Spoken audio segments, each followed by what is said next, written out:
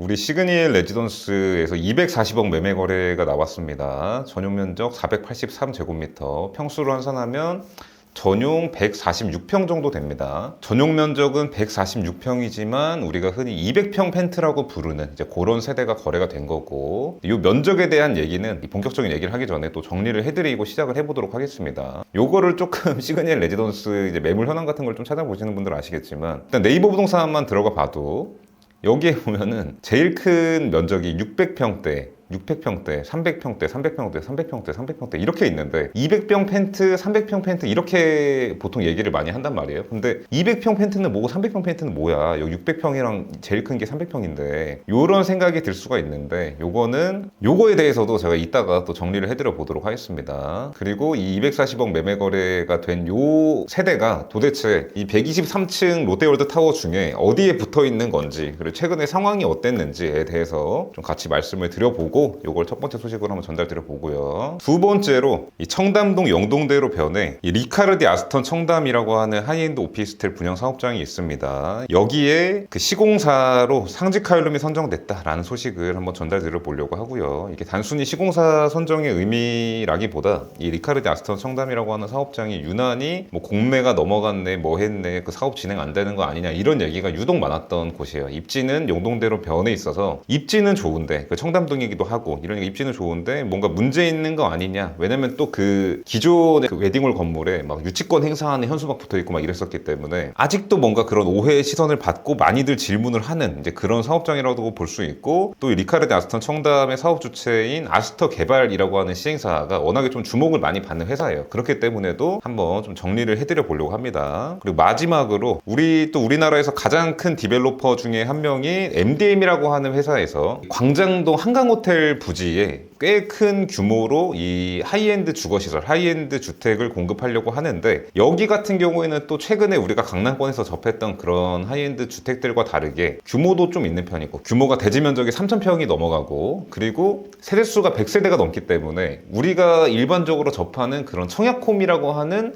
그 사이트 또는 어플에서 모집 공고를 내고 공개 청약을 하게 됩니다. 근데 방금 말씀드린 것처럼 이런 하이엔드 주택 형태라고 말씀드렸잖아요. 그래서 물론 가장 작은 평형은 34평부터 시작이 되는데, 이 대형 면적 같은 경우에는 뭐 80평대, 100평대 이런 평형들이 있습니다. 그래서 그런 평형들의 분양 가격이 100억이 넘을 예정이에요. 그래서 그런 100억 넘는 분양가를 우리가 청약홈에 있는 모집 공고에서 보게 될 날이 얼마 안 남았습니다. 여기 포데스 한강이 조만간 내년 시작하고 얼마 안 돼서 청약도 하고 계약도 하고 이럴 예정입니다. 그래서 이게 굉장히 좀 주목이 되는 상황인데, 또 대형 디벨로퍼 MDM이기도 하기 때문에 그래서 이 소식을 좀 전달 드려 보려고 합니다. 이 첫 번째로 시그니엘 레지던스 240평 매매 소식을 한번 전달 드려 보도록 하겠습니다. 일단 이게 일반 세대는 아니고 아까도 말씀드린 것처럼 이 200평 펜트 세대가 거래가 된 건데, 그러니까 이 시그니엘 레지던스에는 펜트하우스라고 불리는 세대들이 7개가 있습니다. 7개. 7개 중에 하나가 거래가 된 건데, 이게 이 단지에서 어디에 붙어 있는지, 그리고 이 면적이 뭘 의미하는 건지에 대해서 곧 설명을 드릴 거고요. 240억 매매 소식을 제가 만나게 되는 그런 업계 관계자분들이나 뭐 손님들이나 이렇게 말씀을 드리면은 거의 근데 그럴 수 있지, 뭔가 이런 그런 반응들을 많이 보입니다. 최근에 워낙에 200억, 300억 이런 숫자들을 많이 봤기 때문에 시그니엘 펜트하우스가 240억? 그럴 수 있지, 뭐 이런 반응들을 많이 보이곤 하는데, 그런데 사실 불과 한 달 정도로만 흘러가도 제가 올린 영상도 있죠. 11월 말 정도에 시그니엘 레지던스 그 전청조 사건 이후에, IM 실내 사건 이후에 시그니엘 레지던스 어떤가? 그래서 우려와 다르게 이런 이제 고급 부동산, 이런 고급 상품은 그게 부정적인 이슈일지라도 노출이 많이 되면 긍정적으로 작용할 수도 있다, 뭐 이런 류의 얘기를 했었는데, 뭐 이상하게 바라보는 그런 시선들도 있었습니다.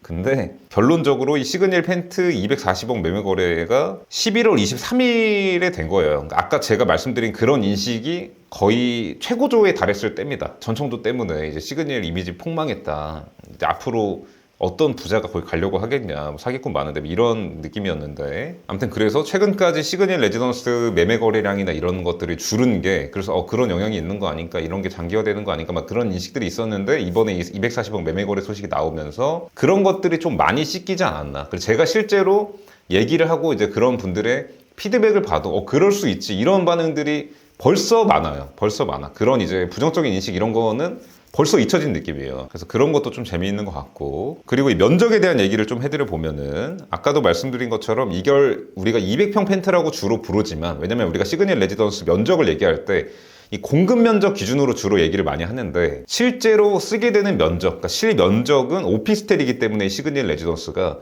전용 면적이랑 실면적이랑 거의 가장 흡사하다고 볼 수 있죠. 이 전용 면적이 146평 정도 됩니다. 그래서 실면적당 가격, 전용 평당 가격으로 환산을 하게 되면 1.63억 정도 됩니다. 1.63억. 그래서 짧게 정리를 해보고 넘어가면은 총 매매 가격 240억에 거래됐고 전용 면적 146평이기 때문에 1.63억에 거래됐다고 보면 됩니다. 여러분들이 아파트랑 같이 비교를 하려고 이렇게 어느 정도 비싼 건가 감을 잡을 때 이 정도로 일단 보면 되고요.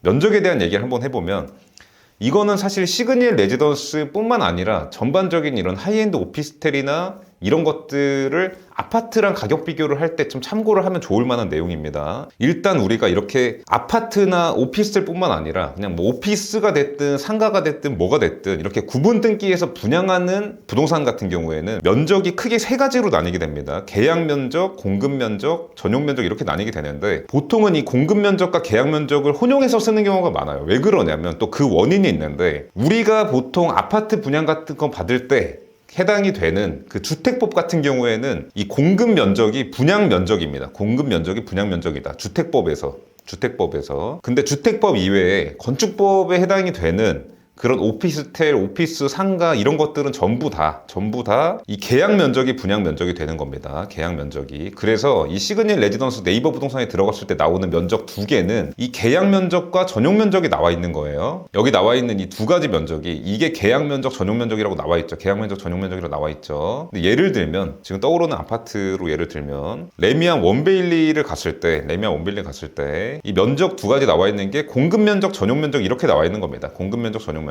그러니까 모든 주택, 모든 공동주택이 다 똑같아요. 그러니까 일단은 전용률에 대한 계산부터가 대부분 아예 출발 자체가 틀린 경우가 많아요. 그러니까 일반적으로 오피스텔이 아파트보다 실면적이 낮다는 맞는데, 전용률 계산을 오피스텔은 이 계약 면적을 분모에 넣고 아파트는 공급 면적을 분모에 넣으니까 일반적으로 계약 면적, 공급 면적, 전용 면적 순으로 숫자가 작아지거든요. 그렇기 때문에 이게 혼용이 있는 겁니다. 그래서 오피스텔은 전용률이 반밖에 안 돼, 이런 얘기가 나오는 게, 오피스텔은 여기서 계산하고, 그러니까 보통 이런 식인 거죠. 숫자가 여기가 100, 뭐 여기가 75, 여기가 50 이런 수준인 건데, 아파트가 됐든 오피스텔이 됐든. 근데 오피스텔은 100분의 50 이렇게 나누는 거고, 아파트는 75분의 50 이렇게 나누니까 당연히 전용률이 오피스텔이 낮게 나오는 거죠. 그러니까 실제로 발코니 확장 때문에 실 면적이 아파트가 더 넓은 건 맞는데, 애초에 이제 분모를 다르게 낸다는 거죠. 분모를 다르게 낸다. 아무튼 이제 이 얘기를 왜 했냐, 이 시그니엘 레지던스 면적을 정리해드리기 위해서 말씀을 드린 건데, 그러니까 일단 1차적으로 정리를 드리면 이렇게 되는 겁니다. 우리가 시그니엘 레지던스 주로 얘기를 할 때 소비자도 그렇고 업계 관계자들도 그렇고 뭐 60평, 70평, 90평, 100평, 200평, 300평 이렇게 얘기를 하는데, 이 네이버 부동산엔 그런 면적이 없어요. 그러니까 혼동이 있는 거예요. 그러니까 차라리 전용 면적으로 얘기를 하거나 계약 면적으로 얘기를 하면은 이걸 보면서 소비자도 얘기를 할 텐데, 네이버 부동산 상에 없는 면적으로 얘기를 하는 겁니다. 그래서 일단은 200평 펜트도 전용 면적이 200평인 게 아니고 전용은 146평이고 보통 요 정도 비율입니다. 요 정도 비율. 우리가 100평이라고 하는 게 전용 70평 정도, 뭐 90평이라고 하는 게 60평이, 전용 60평이 조금 넘고 이런 식이기 때문에 그런 것들을 좀 참고를 하면 좋고요. 근데 일단은 이런 혼동이 생기게 된 발단이 뭐냐? 그러니까 시그니엘 레지던스 같은 경우에 오피스텔이기 때문에 보통 우리가 오피스텔 면적을 얘기할 땐 전용 면적으로 얘기를 합니다. 전용 17평, 뭐 전용 뭐 30평 이런 식으로 얘기를 하는데, 여기서 이제 공급 면적으로 분양할 때부터 얘기를 하기 시작하면서 이 혼동이 시작이 된 거예요. 그 이유는 뭐 정확한 이유는 모르겠는데, 아마 뭐 마케팅적으로 이게 약간 오피스텔이라는 인식보다 좀 아파트라는, 우리나라 사람들이 그런 아파트 공동주택을 좋아하니까 아파트라는 인식을 주기 위해서 이 공급 면적을 뭔가 분양 면적인 것처럼 부르기 시작했다, 뭐 이런 차원이 있을 수가 있고, 아니면은 전용 146평 이것보다 200평 이러는 게 더 커 보이고 이러니까, 예를 들면 이 펜트 말고 일반 세대 같은 경우에도 공급 100평 전용 70평인 세대가 있는데, 이런 세대들 같은 경우에는 계약 면적이 뭐 190평 이렇게 됩니다. 그러니까 뭔가 일반적으로 우리가 계산하는 그런 오피스텔 전용률 같은 걸로 보면은 좀 이게 낮아 보이니까 그런 마케팅적인 차원에서 하지 않았을까, 뭐 이런 추측을 해볼 수가 있고. 아무튼 그래서 시그니엘 레지던스 면적을 보통 300평, 200평 펜트, 여기까지가 제 펜트고 100평, 90평, 70평, 60평 이런 식으로 얘기를 하는데 이 200평 펜트 중에 하나가 거래가 된 거고 300평 펜트 2개, 200평 펜트 5개가 있습니다. 그 중에 하나가 거래가 된 건데 이게 어디에 배치가 되어 있는 건지를 한번 말씀을 드려보도록 하겠습니다. 이 123층짜리 롯데월드 타워에서 요번에 거래된 이 200평 펜트는 어디 붙어 있는 건가? 일단 이 롯데월드 타워를 보면요, 건물이 이렇게 생겼지 않았습니까? 이렇게. 그리고 시그널 레지던스가 이제 42층부터 시작해서 71층까지 있다라는 소식은 많이 이제 들어보셨을 거예요. 그러니까 총 123층짜리 건물인데 그 중간에 여기에 배치가 돼 있고 그 중에서 펜트하우스는 68층부터 71층까지 있습니다. 7세대가 있는데 총 4개 층을 써요. 이 롯데월드 타워라고 하는 이 건물에 4개 층을 쓰게 됩니다. 이 펜트 세대들은 전부 듀플렉스 세대입니다. 실질적으로 2개 층씩을 사용하는 거예요. 그래서 이 70층을 먼저 보게 되면 이런 식으로 잘려 있습니다. 이런 식으로. 그래서 여기가 300평 펜트, 여기가 300평 펜트, 여기가 200평 펜트 이렇게 해서 70층, 71층을 3개 세대가 쓰게 되는 겁니다. 3개 세대. 200평, 300평, 300평. 그리고 그 아래로 68층, 69층이 있겠죠. 68층, 69층이 있는데 지우개로 살짝 지우고요. 68층, 69층 같은 경우에는 7개 중에 지금 3개가 빠졌으니까 4개가 남았겠죠. 그러면 깔끔하게 이렇게 자르게 되는 겁니다. 이렇게 잘라서 200평, 200평, 200평, 200평 이렇게 200평 펜트가 4개가 들어가는 이런 구조입니다. 그래서 이번에 거래된 게 어디냐? 이번에 거래된 게 이 남동향에 있는 68층에 있는 200평 펜트가 거래가 된 겁니다. 근데 여기까지만 듣고도 벌써 눈치를 채신 분들이 있을 수 있는데 지도를 확대를 해보면, 축소를 해보면 이 시그널 레지던스에서 이제 가장 선호도가 높고 가격이 비싼 방향과 라인이 어디인지를 보통 잘 알고 계시죠. 이런 한강이 보이는 데가 일단 좀 우선이 되고요. 한강이 보이는 방향. 그리고 그 다음으로 동쪽이냐 서쪽이냐를 고르라고 하면은 이 강남이 보이는 서쪽을 선호하게 됩니다. 서쪽을 선호하게 돼요. 그래서 제가 자주 말씀드리는 것처럼 이게 뚫려 있는 것만 중요한 게 아니라 뭐가 보이냐. 강남이 보이는 게 뭐 야경도 그렇고 그냥 기분적으로 봐도 뭔가 이제 그런 강남이 보이는 걸 좋아하기 때문에 아크로스홀 포레스트 뷰가 예쁘다 하는 게 그런 뚫려 있는 뷰가 보이고 한강이 보이는 것도 예쁘지만 이 강남을 이 위에서 내려다본다는 그 기분이 좋기 때문에 그런 영향도 있는 것 같다라는 제가 말씀을 많이 들었었습니다. 아무튼 그래서 요번에 거래된 240억이라는 금액이 물론 큰 금액이지만 이 시그널 레지던스 펜트 7세대 중에 거의 가장 낮은 가격을 형성하고 있을 법한 곳에 있는 게 거래가 됐다고 볼 수 있는 겁니다. 그래서 우리가 상대적으로 싸다고 느낀 게 이유가 있는 거예요. 사실 시그널 레지던스에서 가장 비싼 세대 이런 것들의 지금 가치를 이번 240억 거래로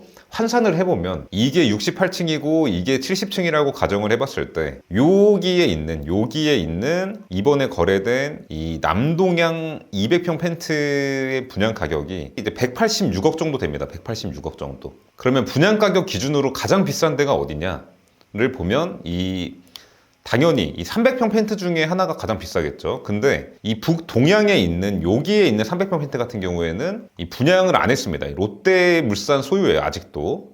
유일하게 분양이 된 300평 펜트가 하나가 있는 건데 이 남서향 방향에 있는 300평 펜트가 분양 가격이 334억 정도 됩니다. 334억. 게다가 요 두 세대가 이제 좀 비슷한 시기에 분양이 됐어요. 그 21년 말, 22년 초 요때 이제 분양이 된 세대들이기 때문에 거의 가격이 1.8배 정도 되죠. 1.8배. 근데 요 세대는 지금 240억이 됐으니까 단순 계산해서 240억 곱하기 1.8배를 하게 되면 이 시그널 레지던스라고 하는 주거시설에서 가장 비싼 세대의 가치를 대략 432억 정도라고 환산을 해볼 수 있는 겁니다. 그냥 단순 계산했을 때. 그래서 요번에 거래된 240억 매매 거래 사례가 이 시그널 레지던스 일반 세대는 아니고 펜트하우스긴 한데 펜트하우스 중에서 가장 비싼 세대는 아니기 때문에 이제 그거랑 비교를 해봤을 때 요런 정도의 느낌이다. 근데 또 막상 이걸 이제 들어보면은 이 432억 또 무리라는 생각이 안 들고 사실 보수적으로 잡은 숫자라는 느낌이 드는 게 시그널 레지던스 이제 300평 펜트 같은 경우에는 실면적, 전용 면적이 거의 200평 중반 정도가 됩니다. 240평, 250평 이렇게 됩니다. 그렇기 때문에 국내에 이 정도 쓰는 면적의 공동주택이 정말 없어요. 거기다가 이 정도로 시그널 레지던스 같은 초고층 타워에서 있는 이런 240평, 250평 정도 되는 게 없기 때문에 사실 제가 지난번 주간 박태양 영상에서 말씀드린 것처럼 우리나라에 1000억짜리 이런 이제 초고가 펜트하우스 이런 것들이 없는 이유가 일단 면적이 작다고. 면적이 넓으면 명분이 있을 텐데, 왜냐면 우리가 뭐 평당 가격을 런던이나 뉴욕보다 더 받을 수는 없잖아요. 그러니까 그 절대 가격이 높아지려면 일단 면적이 커져야지 뭔가 이제 명분이 생기고 높은 가격을 받을 수 있는 그런 게 생기는데, 일단 여기는 면적이 넓다. 굉장히 희소한 면적이다. 다른 데 있는 뭔가 그런 청담동 고급 빌라나 이런 데 있는 슈퍼펜트 같은 경우도 넓긴 넓은데, 그런 데 같은 경우에 20층짜리 이런 데니까 또 초고층 타워는 아니고 이래서 이 초고층 타워이면서 면적을 200평 넘게 쓰는 이런 게 정말 희소한 거예요. 근데 비슷한 논리로 이번에 거래된 240억에 거래된 것도 그런 논리의 거래이지 않았을까라는 생각도 좀 또 든 것 같습니다.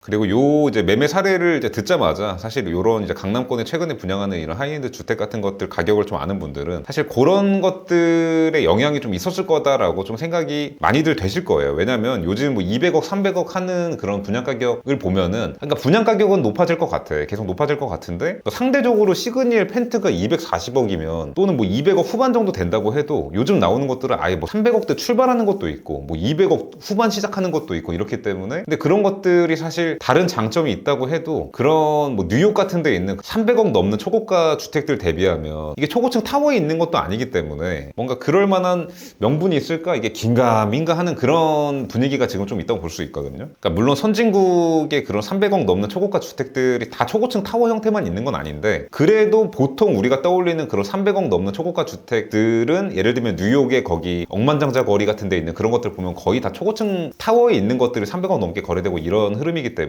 아무래도 좀 그런 게 영향이 있을 텐데, 그래서 정리를 해보면 이런 겁니다. 이게 똑같은 여기 잠실역에 있는 롯데월드 타워인데, 롯데월드 타워 안에 있는 시그닛 레지던스인데 어떨 때 보면은 뭔가 이제 이미지 망한 것 같고 그래서 전망이 안 좋을 것 같은데, 또 막상 240억 거래됐다고 보니까 뭔가 서울의 중심이 삼성역 쪽으로 오고 이러면 그래도 이제 그렇게 완전 먼 것 같지도 않고, 그러니까 중심이 강남역이거나 이러면 너무 멀어, 여기는 잠실은 너무 외진 느낌이야, 이런 느낌인데 삼성역으로 중심이 오면은 상대적으로 좀 가까워지고 그래도 이런 게 희소하니까, 예를 들면 20층짜리 그런 하이엔드 주택은 사실 강남의 대로변 같은데 1000평 언저리 땅에다가 또 지을 수 있잖아. 근데 이런 롯데월드 타워 123층짜리 건물에 있는, 물론 123층 꼭대기에 있는 건 아니지만 68층, 뭐 70층에 있는 이런 펜트하우스는 앞으로 공급되기 어려울 것 같은데, 이런 생각을 할 수 있는 거예요, 충분히. 근데 가격이 비슷한 것도 아니고 더 싸, 240억이면. 왜냐면 최근에 분양하는 건 뭐 290억, 300억 시작 막 이렇기 때문에. 그래서 그런 흐름이 지금의 이런 강남 하이엔드 주택 시장에서 좀 벌어지고 있는 상황이라고 볼 수 있을 것 같다. 그래서 요즘 신규 하이엔드 주택 분양 상품들이 막 나오고 이러면서 많이들 하는 얘기가, 기존 하이엔드 주택들이 싸 보인다. 나인원 하나, 아크로서울 프로젝트 한남더의 시그닛 레지던스 이런 것들을 의미하는 거죠. 근데 이것 자체가 이미 영향을 끼치고 있다고 볼 수 있는 겁니다. 이런 식으로 신규로 나오는 게 뭐 200억, 300억을 넘어서 가다가 기존의 것들이 싸 보여. 사실 그때는 막 비싸다고 했었는데, 예를 들면 나인원 한남 94억 5천 막 비싸다고. 왜냐면 그때 1년도 안 되는 시간 만에 거의 10억 가까이 오른 거였거든요. 그래서 너무 비싸다 막 이랬는데, 지금 보니까 지금 나오는 것들은 막 200억 시작이고 이런데, 근데도 1000평짜리 땅에 이렇게 하는 건데, 나인원 한남 같은 경우에는 막 18,000평 정도 되는 대지에 막 이렇게 단지용으로 있고 이런 거니까 더 희소한데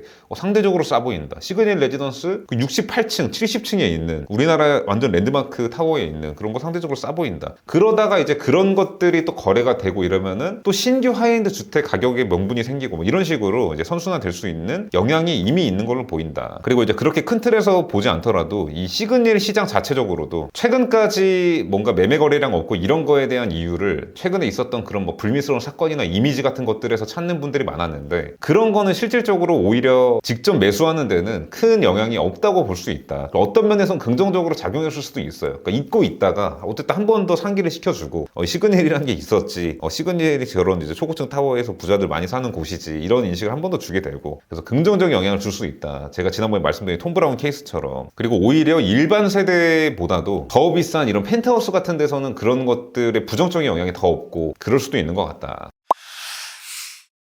네, 아무튼 또 정리를 해보면 이 시그닛 레지던스 200평 펜트 240억 매매 거래 소식이 있었는데, 전용 면적은 146평 정도 되고, 이 롯데월드 타워 123층 중에 68층과 69층 이 두 개 층을 쓰는 남동향 펜트하우스였다.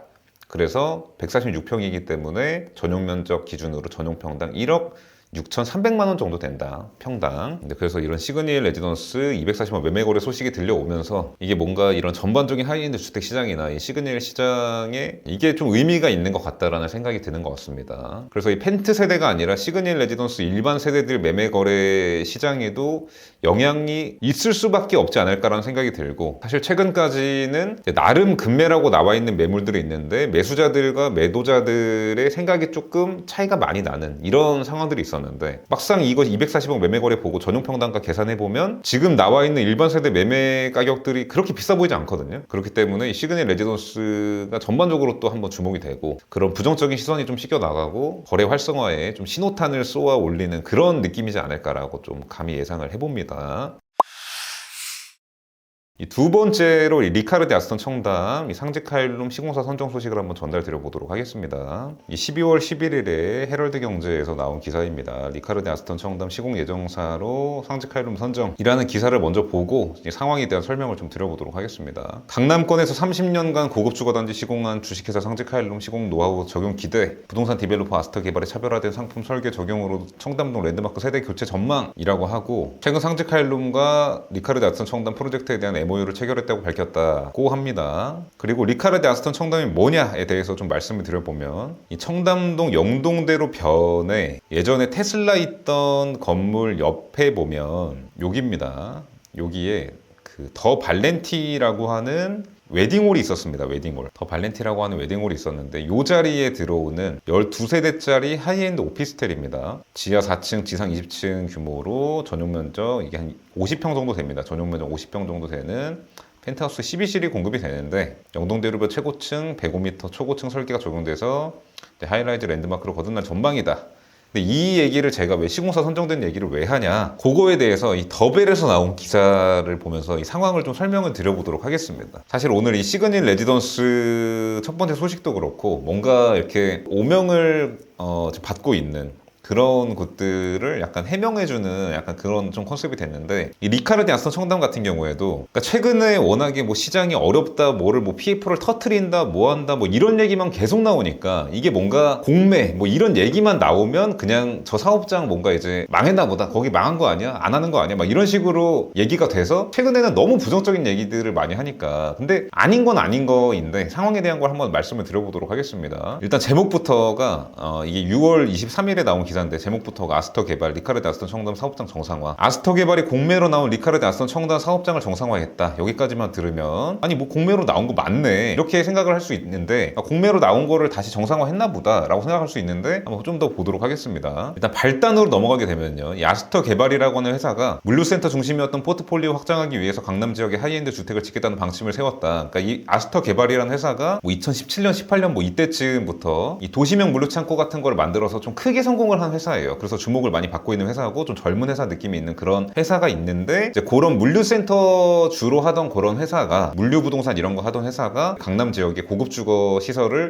개발을 해보겠다. 이제 그래서 공격적으로 땅도 사고 상품도 좀 공격적인 상품들을 나오고 이러던 상황이었습니다. 이러던 상황이었는데, 그래서 아까 제가 지도에서 보여드린 그 땅을 이제 살려고 했던 겁니다. 살려고 해서 토지 계약금을 납부하고 본 계약을 위한 막바지 조율을 진행해 왔다. 근데 문제가 발생을 한 겁니다. 이제 본 계약을 앞두고 있던 리카르디 아스턴 청담동 사업장이 공매로 나오면서 알게 됐다. 여기가 좀 중요합니다. 이 청담 501이라고 하는 법인이, 이 법인이 기존 토지 소유자인 겁니다. 그래서 아스터 개발이 매수 측이고 이 청담 501이 매도자 측인 건데, 이 거래를 진행하던 중에 계약금 납입하고 이제 본계약하려고 조율 중에 있었는데, 이 매도자가 이자를 못 내서 공매로 넘어간 겁니다. 이 아스터 개발이 땅을 사와서 진행하다가 공매로 넘어간 게 아니라, 아무튼 그래서 일각에서는 아스터 개발이 직접 공매에 입찰을 나설 수 있다는 전망이 제기되기도 했었는데 결론이 어떻게 났냐, 이 청담 501이라고 하는 그 매도자 토지주가 아스터 개발한테 도움을 요청을 해서 아스터 개발이 이 청담 501이라는 법인의 그냥 주식을 전량 매수하는 식으로 종결이 된 거예요. 청담 501의 지분 인수를 통해 보유하는 형태를 꾸리게 됐다.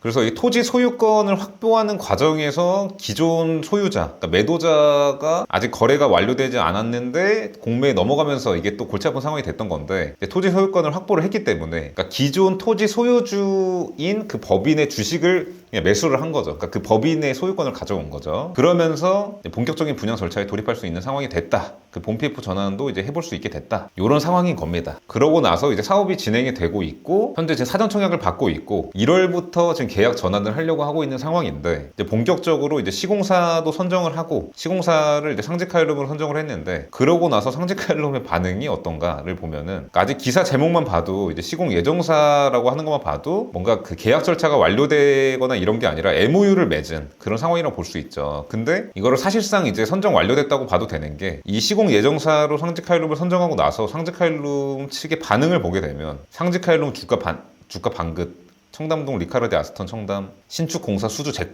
그러니까 이 리카르디 아스턴 청담을 수주한다는 소식이 들리고 나서 상직하일룸의 주식이 급등했다고 합니다. 왜냐하면 이게 왜 그러냐면 이 리카르디 아스턴 청담 계약 규모가 287억 원 정도 되는데 그 도급 규모가 이게 최근 매출액의 절반이 넘는 규모라고 합니다. 그러니까 상직하일룸 입장에서는 지금 좀 반가운 상황인 거죠. 그렇기 때문에 요즘은 사실 시공사 구하는 게 어려운 상황인데 이제 그런 뭐 시공사가 이거를 이제 마다하거나 이럴 확률은 좀 적은 상황이라고 볼 수 있는 거라 사실상 선정이 완료됐다고 볼 수 있는 건데 그러면 지금 남은 게 제가 최근까지 계속 말씀드린 게 요즘 분양 사업장들이 어렵다는 게 크게 시공사랑 본 PF 때문에 어렵다. 근데 사실상 이 본 PF 때문에 어려운 거예요. 그래서 시공사 문제가 어느 정도 좀 일단락된 느낌이니까 이 본 PF 전환에 애를 쓰려고 하는 상황인 거겠죠. 그리고 12세대밖에 없으니까 보통 요즘은 이런 하이엔드 주거단지 PF 같은 경우에는 사전 청약이 아니라 아예 그 사전 분양을 해라. 그래서 그 데이터를 우리한테 보여주면 우리가 돈을 빌려줄게. 이런 형태가 많단 말이에요. 그래서 다음 달부터 본격적으로 이제 체결이 되는 그런 계약률을 영업을 열심히 해서 높여가지고 본 PF 전환하는 게 지금 여기에 이제 당면 과제라고 볼 수 있고 리카르디 아스턴 청담뿐만 아니라 지금 시점에 진행이 되고 있는 여러 강남에 있는 하이엔드 단지들이 비슷한 상황에 처했다고 볼 수 있습니다. 근데 이 소식을 이제 전한 이유가 뭐냐? 최근에 워낙에 뉴스에서 PF 터진다 뭐 이제 터트려야 된다 이런 얘기를 하니까 이거를 뭔가 온오프의 개념처럼 그냥 지금은 다 같이 살리고 있는 거고 터트리면 다 같이 죽는 거고 뭐 이런 개념으로 생각을 하는 경우가 많은데 사실은 그런 개념이 아니라 사업성이 없는 단지들, 그러니까 사업이 안 될 것 같은 단지들 이게 구조적으로 이런 하이엔드 주택의 예시를 든다 그러면 이런 단지들은 사전에 분양이 그러니까 계약금 10%를 받거나 이런 식으로 좀 명확하게 그런 분양의 형태를 취해가지고 수요가 있다는 거를 보여줘야 본 PF가 되는 형태인데 그게 택도 없을 것 같아. 그러니까 이런 데들은 만기 연장을 해주지 말라는 거죠. 이 본 PF 되기 전까지 요즘은 이제 만기 연장 해주면서 조금 만기 연장 해줘 이런 스탠스였는데 그걸 해주지 말라는 거지. 이거를 뭐 다 같이 이런 분양 사업장 터트리자 이런 게 아니란 말이에요. 그리고 지금도 좀 만기 연장을 좀 해주라는 스탠스인 건 맞는데 이미 정리를 하고 있어요. 그래서 이미 경공매 넘어간 단지들이 있는데 그런 것들이 이 강남 같은 데는 잘 없는 것 뿐인 거죠. 근데 요즘 워낙에 강남도 위험하다 뭐하다 막 이런 얘기들이 워낙 많이 나오니까 그냥 막연하게 부정적으로 보는 시선이 너무 많아서 그런 것들에 대한 오해를 조금 풀어보고자 요 리카르디 아스턴 청담 상직하일룸 시공사 선정 소식을 전달드려 봤고요. 그러니까 정리를 해보면 그러니까 이런 겁니다. 최근에 뭐 프리마 호텔 이런 뭐 공매 넘어가네 뭐네 이런 얘기가 있었던 거는 그 미래인이라고 하는 그 시행사가 이 프리마 호텔 사업장을 리피에드 청담을 진행을 하다가 이 브릿지론 그 토지 살 때 받았던 대출의 만기 때 돈을 못 갚으면 이제 그때 공매로 넘어가는 요걸 의미하는 거고 근데 여기 리카르디 아스턴 청담 같은 경우에는 이 아스터 개발이라고 하는 회사가 진행을 하다가 만기를 못 갚아서 공매를 넘어갔던 이런 상황이 아니라 매수를 하는 과정에서 매도자가 넘어갔던 이런 건데 이게 또 부풀려져 가지고 전반적인 이런 하이엔드 오피스텔 뿐만 아니라 하이엔드 부동산 지금 분양 사업장에 좀 영향이 있었던 것 같아요. 그래서 그런 오해를 조금 풀어보고자 한번 말씀을 드려봤습니다. 그래서 리카르디 아스턴 청담은 아까 그 6월에 났던 기사처럼 사업장 정상화되고 시공사 선정해서 이제 본 PF 전환을 열심히 하려고 하는 그냥 다른 사업장들과 크게 다를 게 없는 그런 상황에서 열심히 영업을 하고 있는 그런 단지라고 보면 좋을 것 같습니다. 세 번째 소식 포대쌍강을 짧게 지금의 상황을 좀 그냥 전달드리고 마무리한 다음에 이건 별도 영상으로 내일 찍어야 될 것 같습니다. 일단 포대쌍강이 어떤 상황이 있냐, 지금 현재 그 청담동 디자이너 클럽이라고 하는 그 건물에 아크로 여의도 더원도 그 MDM에서 시행하는 그 여의도 오피스텔인데 홍보관을 여의도 63빌딩에서 여기 청담동으로 옮겼습니다. 그래서 그 홍보관에 여기 포대쌍강 유닛도 꾸며지는데 유닛이 34평, 50평, 87평 요렇게 유닛이 있습니다. 그래서 이 포대쌍강 홍보관 갈 때 포인트는 이 87평이라고 하는 유닛을 평면을 MDM에서 뽑은 거를 본 적이 없는데 어떻게 뽑았을까? 그리고 이 MDM에서 만든 87평 자태도 궁금한데 이 87평을 홍보관에 유니트를 비치해 놓은 것 자체가 처음인 것 같거든요. 우리나라 분양 역사상 처음인 것 같아요, 제 생각에. 그래서 그게 굉장히 궁금한데, 그래서 제가 또 너무 궁금한 나머지 당연히 다녀왔는데 이 87평 유닛이 정말 기가 막힙니다. 정말 기가 막혀요. 사실은 어떻게 보면 그냥 심플하다고도 볼 수 있는데, 사실 이 87평이 전용 면적이 216제곱미터거든요. 그러면은 나인원 한남 89평보다도 전용 면적이 작은 거예요. 그러니까 공급평 수는 87평이지만 나인원 한남 89평보다 전용 면적이 거의 30제곱미터 작은 겁니다. 왜냐면 나인원 한남 89평은 그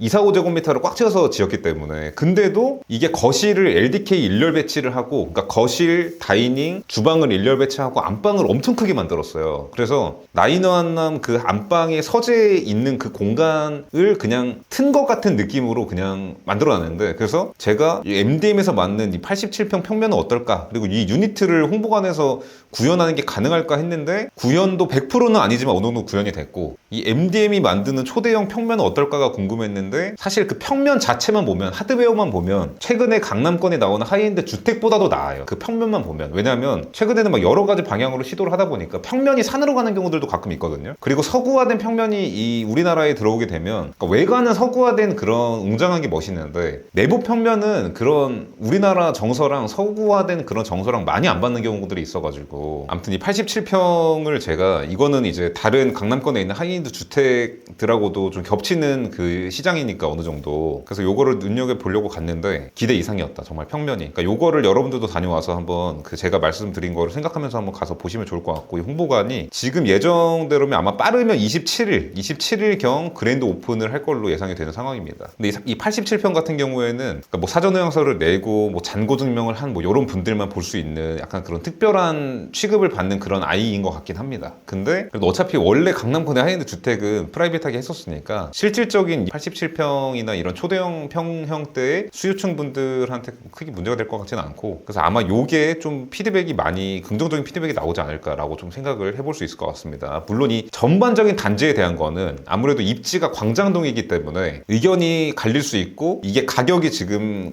예상되는 거는 공급평당 1억에서 1억 2천 정도가 예상이 되거든요. 그래서 87평 이런 게 거의 100억짜리를 볼 수도 있지 않을까, 막 이런 의견이 나오고 있는 상황이에요. 그래서 이 가격에 대한 것도 아직 확정된 건 아닌데, 그냥 제가 여기저기 있는 의견들을 좀 종합적으로 모아봤을 때 아마 이 정도 되지 않을까 싶은 상황입니다. 이게 15층짜리 건물 3개 동이 들어오는 거인데, 이 한 중층까지는 이런 84나 이런 것들이 들어가고, 34평 이런 것들이 들어가고, 50평대, 뭐 80평대, 그리고 이제 펜트 100평대까지 있는데 펜트는 2개밖에 없고, 이렇게 해서 펜트는 2개밖에 없고, 이제 초대형 면적들이 있습니다. 80평대, 90평대. 이런 것들이 좀 상층부에 들어가게 되는 이런 한강뷰 특화되어 있는 아파트고요. 그리고 입지는 한강을 타서 쭉쭉쭉 가다 보면은 이 워커힐 호텔이 있죠. 여기 가기 전에 여기가 대지 면적이 3,692평 정도 되는데, 여기에 들어오는 128세대 하이엔드 아파트라고 보시면 됩니다. 그래서 입지가 사실 강남에서 조금 거리가 있기 때문에 아마 이 모집 공고가 공개되고 했을 때 굉장한 화제를 불러일으킬 것 같은, 야, 광장동에 100억 아파트 나왔다 막 이런 식으로. 그리고 사업주체 입장에서는 이 청약 경쟁률을 높이려고 아마 노력을 당연히 할 텐데, 어떤 식으로 마케팅할지, 이 국내에서 가장 큰 디벨로퍼 중에 한 명인 뭐 MDM, 신영, SK D&D, DS 네트워크스 이런 완전 대형 디벨로퍼 중에 한 명인데, 최근에는 대형 디벨로퍼들도 시장이 워낙에 난이도가 높기 때문에 약간 곤욕을 치르는 모습도 보이다가도 또 그걸 헤쳐나가는 걸 보면은 대형 디벨로퍼답다, 뭐 이런 생각도 들고, 이런 상황이라고 볼 수 있거든요. 그래서 이 MDM이 약간 관심도 떨어지는 입지에서 이런 뭐 평당 1억 2천 되는 이 분양가를 어떤 전략으로 하려고 할까. 어쨌든 굉장히 고급화해서 지금 나오려고 하고 있는 단지다라는 정도 참고해 주시면 좋을 것 같고, 제가 다음 영상에서 또 별도의 그런 소개 내용을 한번 다뤄보도록 하겠습니다. 그래서 좀 구체적인 일정은 지금 예상이 되는 게 1월 중순경에 모집 공고가 나오고, 이때 우리가 이제 청약홈 공개 청약 모집 공고에서 이제 100억대 분양가를 이제 보게 될 수도 있고, 화제가 될 것 같고, 펜트뿐만 아니라 초대형 면적들이 좀 이 정도 분양가를 형성할 수도 있을 것 같다는 생각이 듭니다. 지금 예상되는 게. 그리고 1월 말에 청약하고 계약하고 할 것 같은 이런 상황이라고 보시면 좋을 것 같습니다. 그래서 우리가 이제 규제 지역 다 해제되고, 이제 강서송룡 빼고는 다 규제 지역 아니고 분양가 상한제도 없고, 이러다 보니까 우리가 청약홈에서 이 100억대 공개 청약 분양가를 이제 보게 되는 날이 왔구나라는 실감이 좀 나는 것 같습니다. 이렇게 해서 이번 주 주간 박태 한번 마무리 해보도록 하고요. 다음 주에도 여러분들이 좀 궁금해하실 만한 내용, 그리고 아시면 좋을 만한 내용, 이런 강남권의 하이엔드 부동산 시장 돌아가는 내용을 좀 전달을 드려보도록 하겠습니다. 긴 영상 보시느라 수고 많으셨습니다. 감사합니다. can open up to me, show me what's inside. Mother Nature made us to intertwine.